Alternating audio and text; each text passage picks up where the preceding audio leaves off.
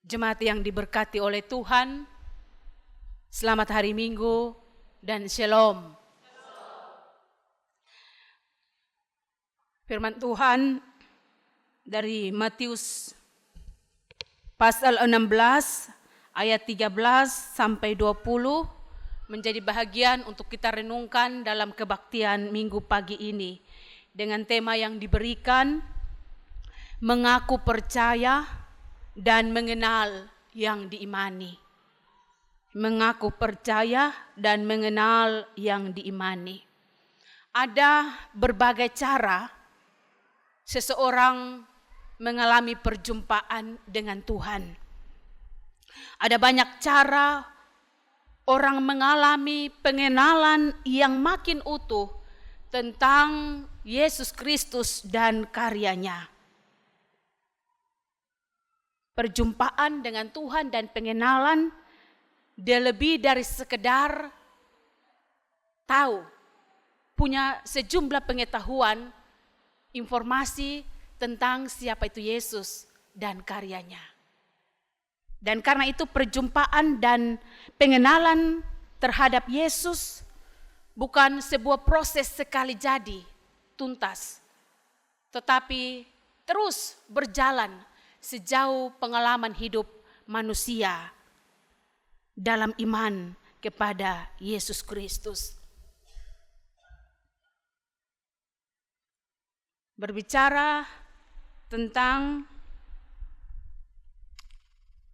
pengakuan percaya dan mengenal kepada Yesus Kristus, dia bersifat personal, pribadi. Karena itu suatu pertanyaan penting Yesus ajukan kepada murid-muridnya.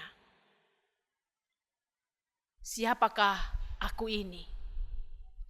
Pertanyaan ini ditujukan ketika Yesus tiba di daerah Kaisarea Filipi.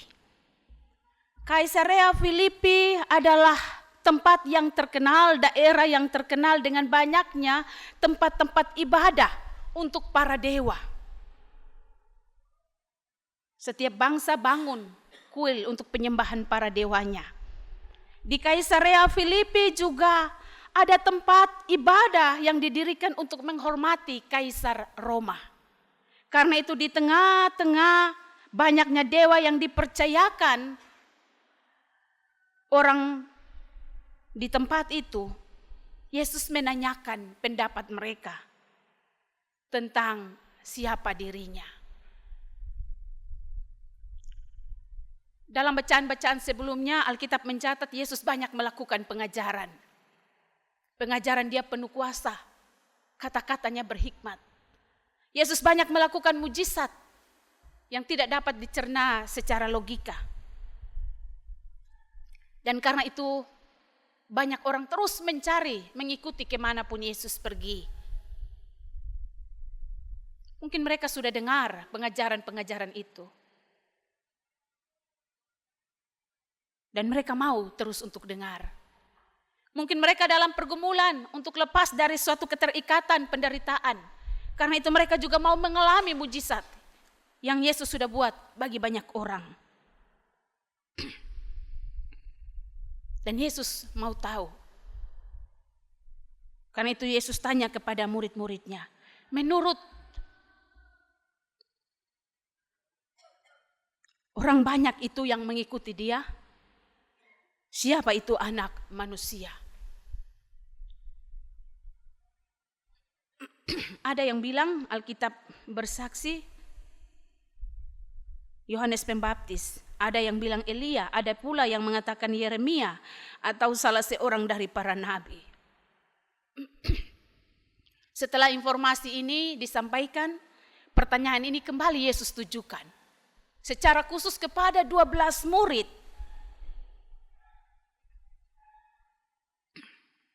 Yang dipanggil Yesus untuk mendampingi dia dalam tugas pelayanan. Tetapi apa katamu? Siapakah aku ini? Pertanyaan ini ditujukan secara pribadi kepada murid-murid Yesus. Pertanyaan ini sangat penting. Karena bagi Yesus, pemahaman, pengetahuan, pengenalan yang benar tentang siapa Yesus merupakan dasar bangunan iman kita. Kalau iman ini, dasar ini rapuh, maka iman kita dengan sendirinya akan mudah goyah atau rapuh pula. Dan dalam refleksi saya yang lebih jauh, kalau Yesus ada di sini, pasti Yesus juga tujukan pertanyaan ini kepada saya dan Bapak Mama. Menurutmu Iba, siapa aku ini? Menurutmu Mary, siapa aku ini? Dan itu Yesus butuh jawaban pribadi. Bukan kata orang Yesus juru selamat. Kata orang Yesus adalah benteng kekuatan. Tidak. Menurutmu siapakah aku ini? Paulus kita tahu sebelumnya adalah Saulus. Dia minta surat resmi untuk memusnahkan dari kekaisaran Romawi untuk membinasakan orang-orang yang percaya kepada Yesus Kristus. Tetapi setelah dia mengalami perjumpaan dengan Yesus dan Tuhan pakai dia, nyawa juga menjadi taruhan. Penderitaan di penjara itu menjadi bagian dari cerita pelayanannya. Tetapi dia sampai pada kesaksian, semua itu aku derita, tetapi aku tidak malu. Karena aku tahu kepada siapa aku percaya. Anak Allah, Tuhan dan Juru Selamatku.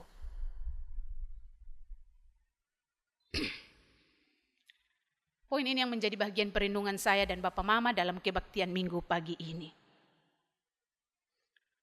Tuhan mau supaya kita membangun pengakuan iman berdasarkan pengakuan yang lahir dari diri sendiri, bukan kita dapat dari orang lain.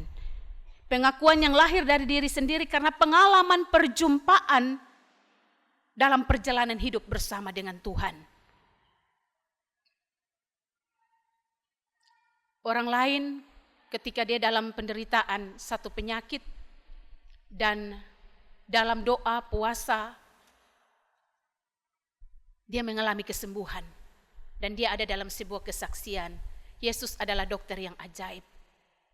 Ketika saya Tuhan izinkan ada dalam penderitaan sakit penyakit, lalu saya akan tak kunjung ada dalam kesembuhan. Mungkin kalau saya tidak punya pengenalan yang benar kepada Tuhan, saya bisa sampai pada penyangkalan dan mempertanyakan kasih dan kuasa Tuhan. Karena dia bilang Yesus adalah dokter dan tabib yang ajaib. Tapi saya tidak mengalami keajaiban dalam kesembuhan itu. Karena itu penting ketika Tuhan bilang, pengakuan iman harus lahir dari pengalaman perjumpaan dalam perjalanan hidup bersama dengan Tuhan. Tadi dalam Mazmur kita di 27, itu adalah pengakuan daripada Daud berdasarkan pengalaman pribadi dalam tanggung jawab sebagai seorang raja. Kepada siapa aku harus takut? Tuhan benteng hidupku. Ketika penjahat-penjahat menyerang aku untuk memakan dagingku, semua lawan dan musuhku, mereka sendiri tergelincir dan jatuh. Ketika tentara berkemah mengepung aku, ketika timbul peperangan melawan aku, dalam hal itu aku tetap percaya. Bapak Mama alami perjumpaan dengan Tuhan.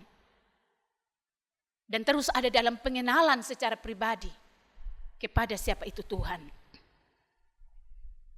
Karena apa? Karena untuk perjalanan iman kita tidak gampang, tidak mudah.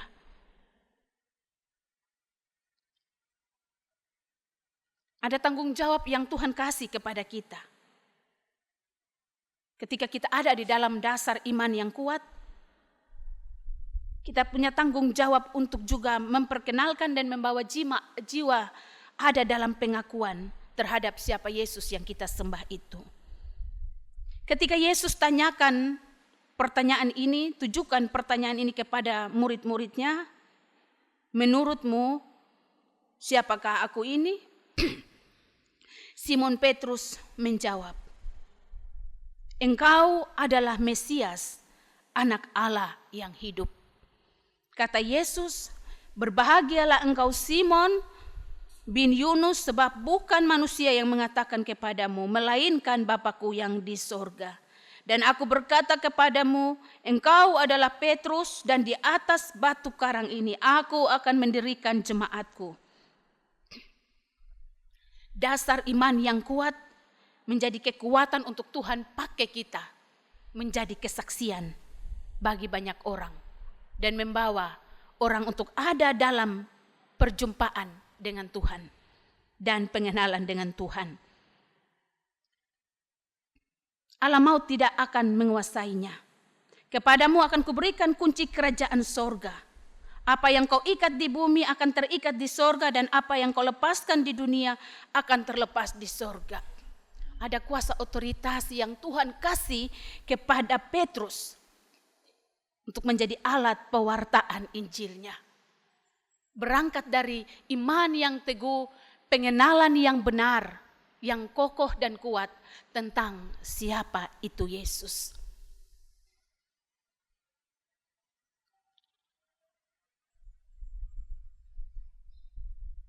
Mari kita berjuang untuk ada dalam pengenalan yang benar, iman yang kokoh di dalam Tuhan.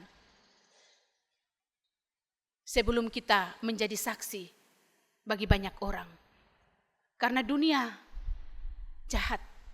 Bahkan pelayanan pekabaran Injil pun ada dalam berbagai-bagai tantangan. Kita teringat tentang amanat agung Yesus. Ketika Yesus hendak naik ke sorga, menyelesaikan pekerjaannya di dunia ini, pemberitaan Injil harus terus diberitakan. Dan itu adalah tugas kita sebagai murid-muridnya. Yesus berkata, kepadaku telah diberikan segala kuasa di sorga dan di bumi, karena itu pergilah, jadikanlah semua bangsa muridku, baptislah mereka, dan ajarlah mereka melakukan. Jadikanlah semua bangsa muridku, baptislah mereka, dan ajarlah. Tetapi dalam bagian bacaan kita di ayat setelah ada dalam pengakuan Petrus tentang siapa Yesus, ayat 20 bilang, lalu Yesus melarang murid-muridnya supaya jangan memberitahukan kepada siapapun bahwa ia adalah Mesias. Seperti ada kontras di sini tentang tugas Yesus untuk pergi ke ujung dunia, sampaikan, beritakan, baptis semua orang untuk menjadi muridku. Tetapi dalam bagian bacaan ini, Yesus larang murid-murid jangan kasih tahu pengakuan dari Petrus tentang Yesus adalah Mesias, anak Allah yang hidup. Yesus mau supaya pengenalan kepada Yesus itu adalah sebuah pengenalan pribadi. Supaya kita jangan mudah goyah, supaya kita jangan mudah rapuh iman kita. Supaya kita jangan sampai pada penyangkalan kepada Yesus ketika segala sesuatu tidak berjalan seperti yang kita harapkan. Kalaupun dia bukan dokter yang menyembuhkan penyakit saya, dia adalah kekuatan saya. Saya pikir kita semua harus mengalami secara pribadi perjumpaan dengan Yesus, pengenalan dengan Yesus. Pada akhirnya kalaupun Tuhan kasih tanggung jawab kita untuk menjadi saksi dan alat, maka pelayanan kita punya kuasa. Karena ada otoritas Tuhan di dalam diri kita. Dan itu berdampak dalam setiap pelayanan atau kesaksian kita.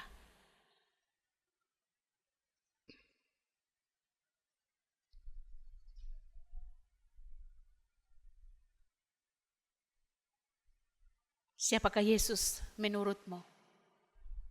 Selamat terus menggumuli jawaban itu. Bangun hubungan yang dekat dengan Yesus. Alami perjumpaan dengan Yesus.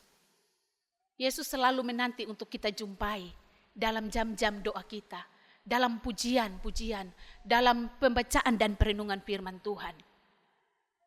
Kita yang mari sediakan hati waktu untuk berjumpa dengan Yesus. Yesus siap untuk memperkenalkan dirinya kepada kita dalam kasih dan kuasanya. Walaupun sesungguhnya Yesus tidak bisa kita kotakkan dalam sebuah pengetahuan. Yesus A sampai Z. Dia terlampau ajaib untuk diselami kuasa dan kasih-Nya. Tetapi setidaknya kita kokoh dalam iman, kuat dalam keyakinan tentang siapa yang kita percayai dan kita imani itu. Tuhan memberkati kita dengan firman-Nya. Amin.